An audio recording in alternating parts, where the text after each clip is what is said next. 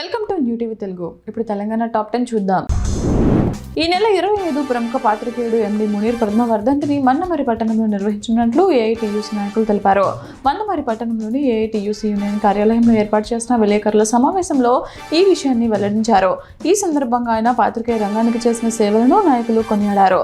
వర్ధంతి సందర్భంగా పోస్టర్లను కూడా విడుదల చేశారు. కతరం చారిటబుల్ ఫౌండేషన్ ట్రస్ట్ వ్యవస్థాపకులు కతరం శ్రీకాంత్ రెడ్డి సూర్యాపేట జిల్లా కోదాడ నియోజకవర్గంలో జరిగిన 5 కెరీర్ అనంతరం ఏర్పాటు చేసిన సభలో మాట్లాడుతూ యువత తమ తల్లిదండ్రుల కలలను సాకారం చేసుకోవాలని, వారి భవిష్యత్తు కోసం తల్లిదండ్రులు ఎన్నో ఆశలు పెట్టుకుంటారని అన్నారు. నేటి యువత డ్రగ్స్ బెట్టింగ్లకు దూరంగా ఉండాలని ఆయన ఆకాంక్షించారు. తాను కూడా మధ్యతరగతి కుటుంబం నుంచి వచ్చానని, ఆ బాధ తనకు తెలుసునని ఆయన పేర్కొన్నారు.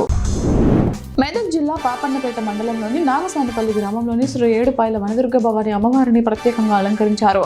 ఆలయంలో అమ్మవారికి ప్రత్యేక పూజలు, అభిషేకాలు, హారతులు నిర్వహించారు. ఈ అలంకరణ భక్తులను విశేషంగా ఆకట్టుకుంది. మెదక్ జిల్లా నరసాపురం నియోజకవర్గంలోని కౌడిపల్లి మండల పరిధిలోని తునికి గ్రామంలో నల్లపోచమ్మ అమ్మవారిని ప్రత్యేకంగా అలంకరించారు. ఆలయంలో అమ్మవారికి ప్రత్యేక పూజలు, అభిషేకాలు, హారతులు నిర్వహించారు. ఈ సందర్భంగా భక్తులు పెద్ద సంఖ్యలో తరలివచ్చి అమ్మవారిని దర్శించుకున్నారు. ఓటర్ జాబితా ప్రత్యేక సమగ్ర సవరణ కార్యక్రమంలో భాగంగా ఓటర్ మ్యాపింగ్ ప్రక్రియను సాధ్యమైనంత త్వరగా పూర్తి చేయాలని జిల్లా కలెక్టర్, జిల్లా ఎన్నికల అధికారి బి చంద్రశేఖర్ ఆదేశించారు.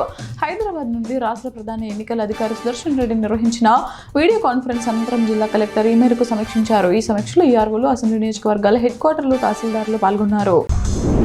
రేగూడ్ మండలంలో ఉపాధి హామీ పనులు వేగంగా జరుగుతున్నాయి. టెక్నికల్ అసిస్టెంట్ విజయ్ కుమార్ రెడ్డి తెలిపిన వివరాల ప్రకారం కూలీలకు రోజుకు 300 వరకు చెల్లిస్తున్నారు.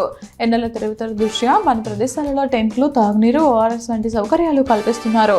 హాజరును రోజుకు 2 సార్లు ఫేస్ అథెంటికేషన్ ద్వారా నమోదు చేసుకున్నారు.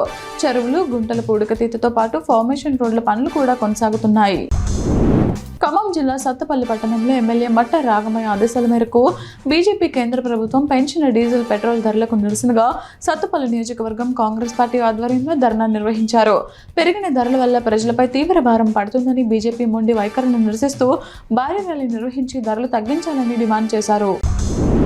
సంగారెడ్డిలోని పార్టీ కార్యాలయంలో జరిగిన మీడియా సమావేశంలో ఎంఐఎం ఎమ్మెల్యే కౌసర్ మొయినుద్దీన్ మాట్లాడుతూ కేంద్ర ఎన్నికల సంఘం చేపట్టిన ప్రత్యేక ఓటర్ల జాబితా సవరణపై పార్టీ నాయకులు ప్రజలకు అవగాహన కల్పించాలని సూచించారు.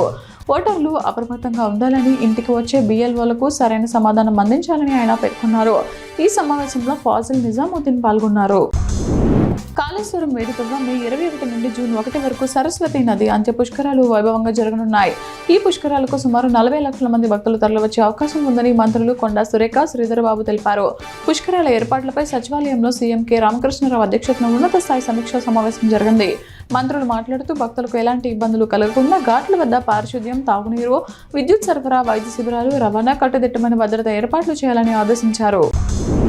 యాదాద్రి భువనగిరి జిల్లాలో ధాన్యం కొనుగోలులో ప్రభుత్వ యంత్రాంగం విఫలమైంది. జిల్లాలో ధాన్యం ఎక్కడికక్కడ పెరిగిపోవడంతో రైతులు రోడ్డెక్కి ఆందోళనలు చేస్తున్నారు. గోదాముల్లో స్థల భావంతో ఇబ్బందులు ఎదురవుతున్నాయి. ఖమ్మం జిల్లా ముక్కలను ఇక్కడ అన్లోడ్ చేయడంతో రైతులు ఆగ్రహం వ్యక్తం చేస్తున్నారు.